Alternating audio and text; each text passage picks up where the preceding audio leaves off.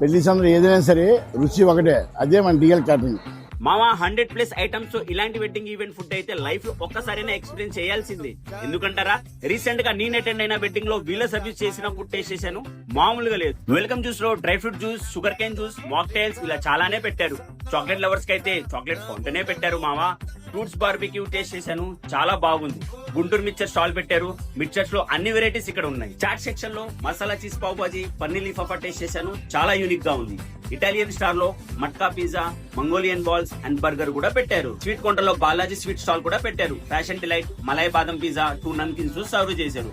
Ice cream పూతరేకు and roller ice cream, national fruit ice cream, లిక్కీస్ ఇవన్నీ highlight అనే చెప్పాలి.